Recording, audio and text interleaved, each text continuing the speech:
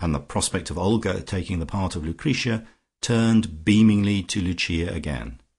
"Now we will all speak English," she said. "This is one very pleasant evening. I enjoy very much. Ecco." Just once more Lucia shot up into flame. "Parlate inglese molto bene," she said, and, except when Cortese spoke to Olga, there was no more Italian that night. Even the unique excitement of hearing Olga try over the great scene in the last act could not quite absorb Lucia's attention after this awful fiasco, and though she sat leaning forward with her chin in her hand and the far-away look in her eyes, her mind was furiously busy as to how to make anything whatever out of so bad a job. Everyone present knew that her Italian, as a medium of conversation, had suffered a complete breakdown, and it was no longer any real use when Olga did not quite catch the rhythm of a passage to murmur "uno, due, tre" unconsciously to herself. She might just as well have said 1, 2, 3 for any effect it had on Mrs. Weston. The story would be all over Riseholme next day, and she felt sure that Mrs. Weston, that excellent observer and superb reporter, had not failed to take it all in, and would not fail to do justice to it. Blow after blow had been rained upon her palace door. It was little wonder that the whole building was aquiver. She had thought of starting a Dante class this winter. For printed Italian, if you had a dictionary and a translation in order to prepare for the class, could be easily interpreted. It was the spoken word which you had to understand without any preparation at all, and not in the least knowing what was coming, that had presented such insurmountable difficulties. And yet who, when the story of this evening was known, would seek instruction from a teacher of that sort?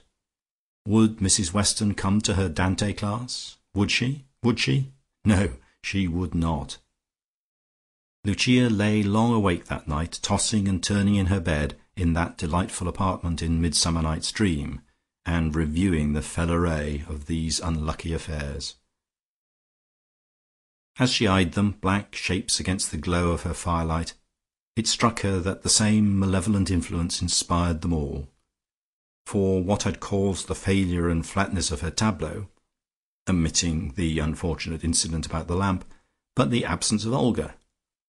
Who was it who had occasioned her unfortunate remark about the Spanish quartet, but Olga, whose clear duty it had been, when she sent the invitation for the musical party, to state, so that there could be no mistake about it, that those eminent performers were to entrance them? Who could have guessed that she would have gone to the staggering expense of having them down from London? The Brinton quartet was the utmost that any sane imagination could have pictured, and Lucia's extremely sane imagination had pictured just that, with such extreme vividness that it had never occurred to her that it could be anybody else. Certainly Olga should have put Spanish quartet in the bottom left-hand corner instead of music, and then Lucia would have known all about it, and have been speechless with emotion when they had finished the Beethoven, and wiped her eyes and pulled herself together again. It really looked as if Olga had laid a trap for her. Even more like a trap were the horrid events of this evening. Trap was not at all too strong a word for them. To ask her to the house, and then suddenly spring upon her the fact that she was expected to talk Italian, was that an open and honourable proceeding? What if Lucia had actually told Olga, and she seemed to recollect it, that she and Peppino often talked Italian at home? That was no reason why she should be expected, off-hand like that, to talk Italian anywhere else. She should have been told what was expected of her, so as to give her the chance of having a previous engagement. Lucia hated underhand ways, and they were particularly odious in one whom she had been willing to educate and refine up to the highest standards of Riseholme. Indeed, it looked as if Olga's nature was actually incapable of receiving cultivation.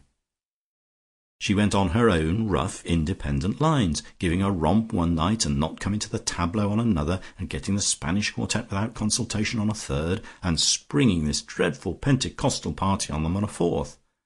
Olga clearly meant mischief. She wanted to set herself up as leader of art and culture in Riseholme. Her conduct admitted of no other explanation.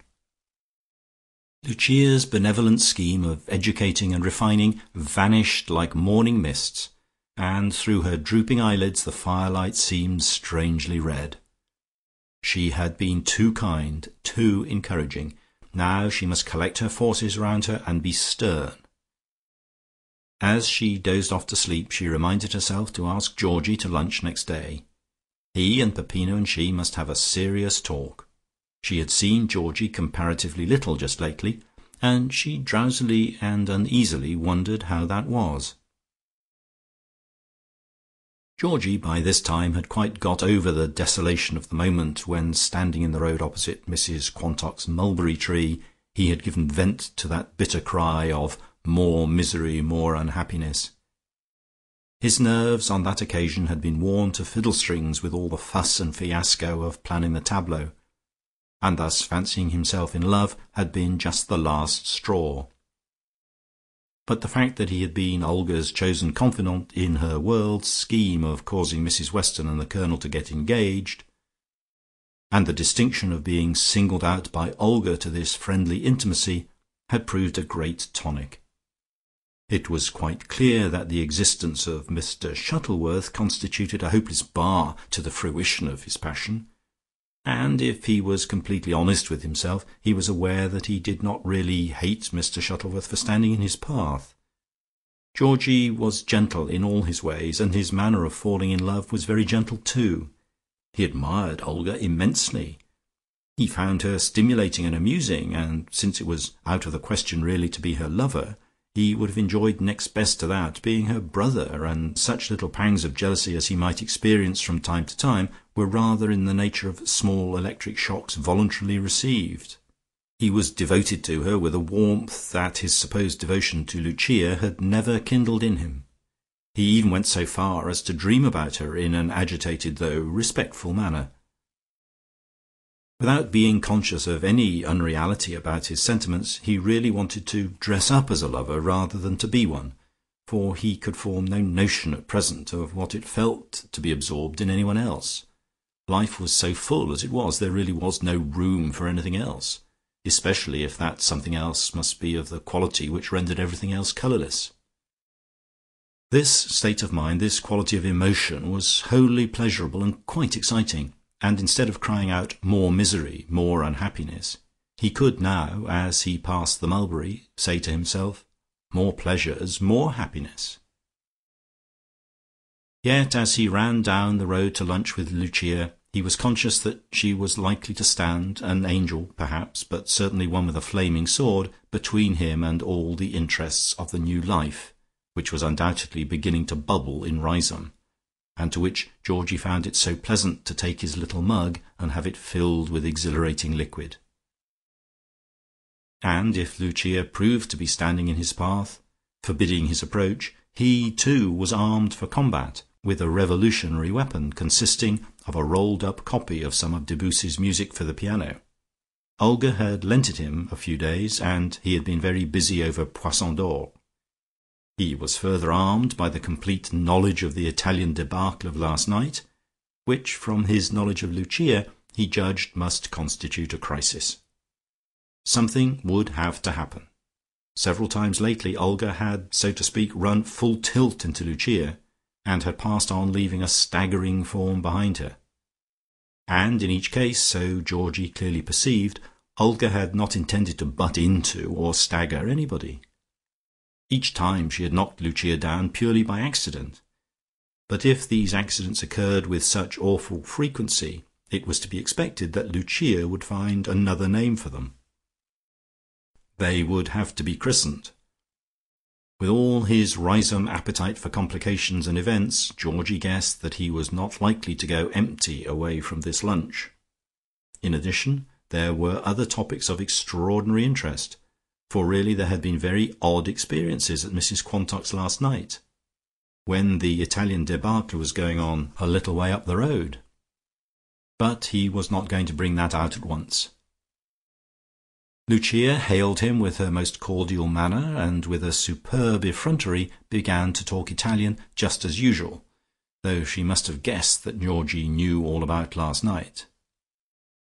"Buon arrivato, amico mio," she said.